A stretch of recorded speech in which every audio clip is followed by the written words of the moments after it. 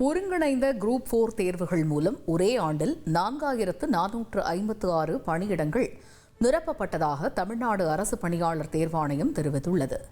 2022-2024 ஆண்டுகளில் 3560 பணியிடங்கள் மட்டுமே நிரப்பப்பட்ட நிலையில் இந்த ஆண்டு அதிக அளவில் நிரப்பப்பட்டுள்ளன. பாஜகவுக்கு ஆள் சேர்க்கும் அசைன்மெண்ட் எதிர்க்கட்சித் தலைவர் எடப்பாடி பழனிசாமிக்கு வழங்கப்பட்டுள்ளதாக முதல்வர் ஸ்டாலின் விமர்சனம் செய்துள்ளார்.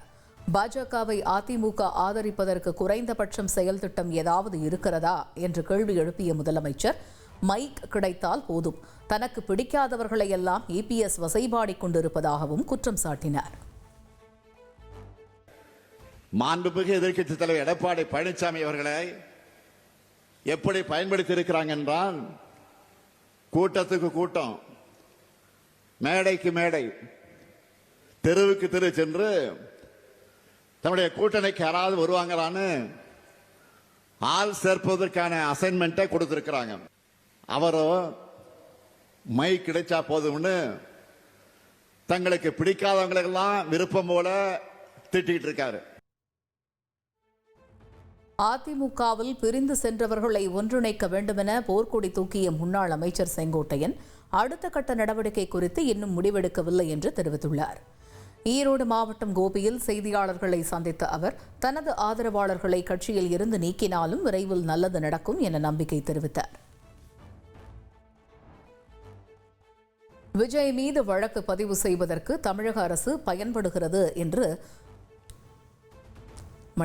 விஜய் மீது வழக்கு பதிவு செய்வதற்கு தமிழக அரசு பயப்படுகிறது என்று திருமாவளவன் கூறிய கருத்தில் உண்மை இருக்கலாம் என்று நாம் தமிழர் கட்சியின் ஒருங்கிணைப்பாளர் சீமான் தெரிவித்தார். தூத்துக்குடியில் செய்தியாளர்களுக்கு பேட்டியளித்த அவர், கரூர் கூட்ட நெரிசல் சம்பவத்தை ஒவ்வொரு கட்சியும் தங்களின் அரசியல் தேவைக்காக பேசுவதாக தெரிவித்தார். இப்ப எங்க அண்ணன் சொன்னா அதுல இந்த கருத்துல உண்மை இருக்க வாய்ப்பு இருக்கு. ஏன்னா அவர் அந்த கூட்டணியில் இருக்கிறாரு எங்க அண்ணன். அப்ப அவர் சொன்னதுல உண்மை இருக்க வாய்ப்பு இருக்குல்ல. செத்து போயிருக்கிற வீட்டுல இந்த செய்தி இந்த சண்டையை பார்க்கும்போது எப்படி இருக்குன்னா, நாங்க பணத்தை கட்டி பிடிச்சி அழுதுகிட்டு இருக்கோம், நீங்க சண்டை கொடுக்குறீங்க, என்ன அப்படி பட்டிமன்ற மாதிரி நடத்திட்டு இருக்காங்க. இலங்கை சிறையில் இருந்து விடுதலையான ராமநாதபுரம் மாவட்டத்தைச் சேர்ந்த 15 மீனவர்கள் விமானம் மூலம் சென்னை வந்தனர்.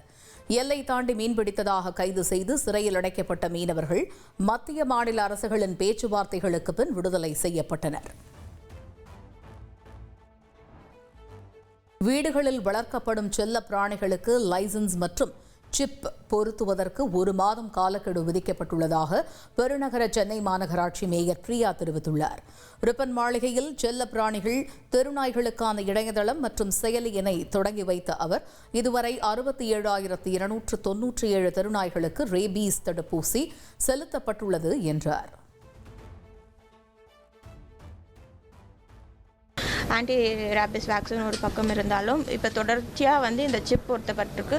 இந்த சிப் மூலயமா வீட்டில் இருக்கக்கூடிய செல்லப்பிராணிகளாக இருந்தாலும் சரி, சாலையில் இருக்கக்கூடிய திருநாய்களாக இருந்தாலும் சரி, இது எப்போ வேக்சின் போட்டிருக்காங்க, அதோட ஓனர் எந்த மாதிரி வேக்சின் கடைபிடிக்கிறார்கள், இது ப்ரைவேட் ஹாஸ்பிட்டல் எடுத்துகிட்டு போனால் எந்த வேக்சின் போடுறாங்க, இல்லை அதுக்கு ஹெல்த் இஷ்யூஸ் ஏதாவது இருக்கா, இல்லை அதுக்கு டிசீஸ் ஏதாவது இருக்கா அப்படின்ற அந்த பெட்டோட ஃபுல் ஹிஸ்ட்ரியுமே இந்த சிப் மூலயமா மாநகராட்சி போர்ட்டலில் நமக்கு தெரிய வரப்படும்.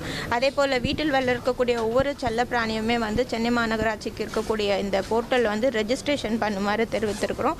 ஆன்லைன்லேயே இந்த ரெஜிஸ்ட்ரேஷன் இப்போ முன்னெடுத்திருக்கோம். 50 ரூபாய் கட்டிடம் அவர்கள் ஆன்லைன்லேயே பே பண்ணிவிட்டு இந்த ரெஜிஸ்ட்ரேஷனை பண்ணலாம்.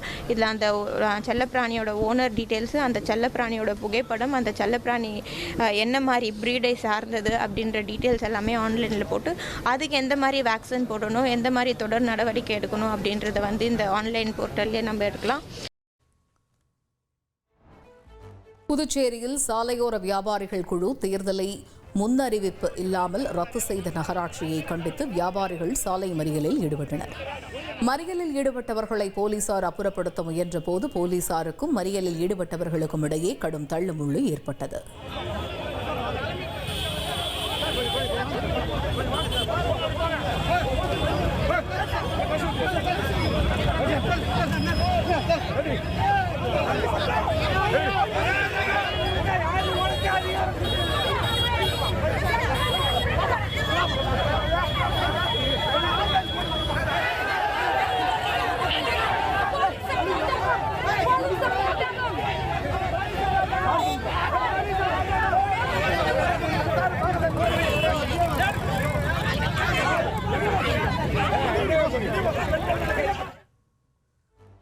நெல்லை பாளையங்கோட்டையில் முதலமைச்சர் கோப்பைக்கான மகளிர் ஹாக்கி போட்டியின் கையெழுத்து இயக்கத்தில் TVK என்றும் களம் நமதே என்றும் மாணவிகள் கையெழுத்திட்டது பேசுபொருளாகி உள்ளது. மாணவிகளின் இச்செயலால் கையெழுத்து இயக்கம் பாதியிலேயே நிறுத்தி வைக்கப்பட்டது. தேனியில் உள்ள குலதெய்வ கோவிலுக்கு செல்ல நடிகர் தனுஷ் தனது குடும்பத்தினருடன் மதுரை விமான நிலையத்திற்கு வருகை தந்தார். சென்னையில் இருந்து விமானம் மூலம் மதுரை வந்த தனுஷ், அவரது மகன்கள், சகோதரர் செல்வராகவன் உள்ளிட்டோர் விமான நிலையத்தில் இருந்து காரில் சொந்த ஊருக்கு புறப்பட்டு சென்றனர். கரூர் துயரச் சம்பவம் காரணமாக இயக்குனரும் நடிகருமான T. ராஜேந்திரன் 70வது பிறந்தநாள் விமரிசையாக கொண்டாடப்படாமல் அன்னதானம் வழங்கப்பட்டு எளிமையாக கொண்டாடப்பட்டது. சென்னை தியாகராய நகர் பகுதியில் நடைபெற்ற இந்த நிகழ்வில் TR ரசிகர் மன்ற நிர்வாகிகள் மற்றும் கூல் சுரேஷ் உள்ளிட்டவர்கள் கலந்து கொண்டனர். கரூர் சம்பவத்தை மனதில் கொண்டு என் தலைவன் TR ஐயா அவர்கள் பிறந்த நாளை விமர்சனமாக கொண்டாடாமல் ரசிகர்களுக்கு மற்றும் பொதுமக்களுக்கு அனைவருக்கும் நீரும் சோறும் கொடுத்து மக்கள் எப்பவுமே வயிறு நிறைஞ்சுதான் இருக்கணும் அப்படின்ற ஒரு எண்ணத்தில் சித்தப்பா அவர்களின் தலைமையில், வாசு ஐயா அவர்களின் தலைமையில் இன்னைக்கு மக்களுக்கு உணவு கொடுத்துட்டு வரோம். இந்த நேரத்தில் வெந்து தணிந்தது காடு, என் தலைவன் TR ஐயாவுக்கு ஹாப்பி பர்த்டே பாரு. உத்தரப்பிரதேச முதலமைச்சர் யோகி ஆதித்யநாத் குழந்தைகளுக்கு சாக்லேட் கொடுத்து உபசரித்தது அனைவரையும் வெகுவாக கவர்ந்தது.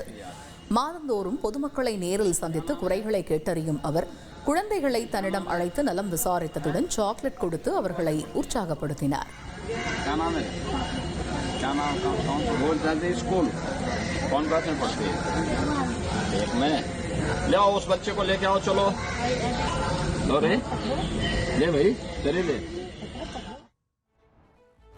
மத்திய பிரதேச மாநிலம் ராஜ்கட் பகுதியில் நவராத்திரியை ஒட்டி வைக்கப்பட்டிருந்த காளி சிலையை ஆற்றில் கரைக்க எடுத்து சென்றபோது கிரேன் கவிழ்ந்து விபத்துக்குள்ளானது.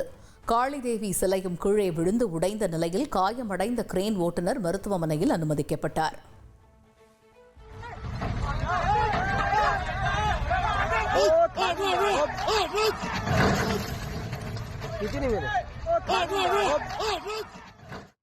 சென்னையில் கடந்த செப்டம்பர் மாதம் மட்டும் 1,01,46,769 பேர் மெட்ரோ ரயிலில் பயணம் செய்துள்ளதாக மெட்ரோ நிர்வாகம் தெரிவித்துள்ளது.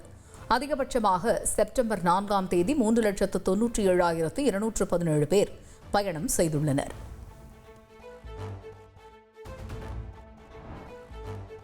சென்னையில் இருந்து மதுரை வந்த விமானம் ஓடுதளத்தில் தரையிறங்கி மீண்டும் மேலே சென்றதால் பரபரப்பு ஏற்பட்டது. அண்ணாமலை உள்ளிட்டோர் விமானத்தில் பயணித்த நிலையில் அதிகமான வெப்பநிலை காரணமாக விமானம் தரையிறங்குவதில் சிக்கல் ஏற்பட்டதாக தெரிவிக்கப்பட்டுள்ளது.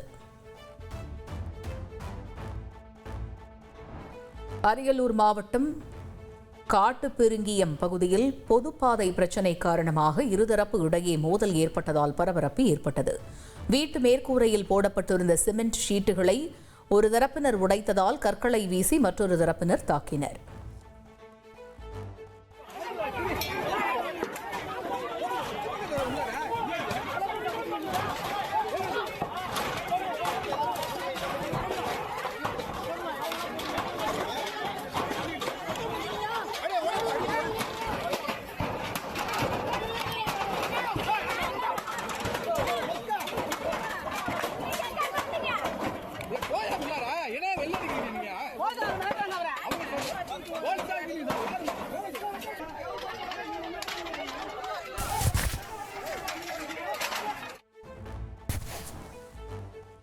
மோதலில் ஈடுபட்டவர்களை காவல்துறையினர் தடுக்க முயன்றபோது கடும் தள்ளுமுள்ளு ஏற்பட்டது.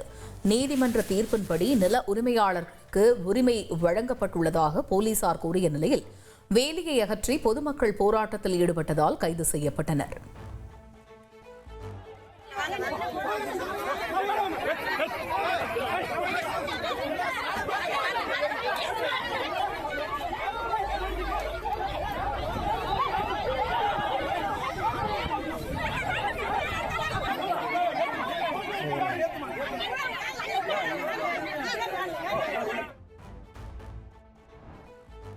புதுச்சேரியில் மாமூல் கேட்டு மிரட்டிய ரவுடிகளுக்கு காவல் நிலைய கழிவறையில் வழுக்கி விழுந்து எலும்பு முறிவு. ரகளையில் ஈடுபட்ட பேக்கரி உரிமையாளரிடம் மாவுக்கட்டுடன் பவ்யமாக மன்னிப்பு கேட்கும் வீடியோ வெளியாகியுள்ளது.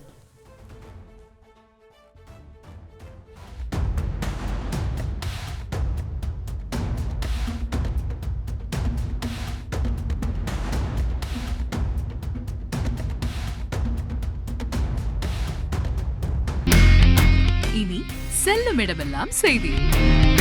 தந்தி டிவியின் வாட்ஸ்அப் சேனலை ஃபாலோ பண்ணினா செல்ல இருக்கும் இடமெல்லாம் செய்தி. இதோ QR கோட் இப்பவே ஸ்கேன் பண்ணுங்க, ஃபாலோ பண்ணுங்க.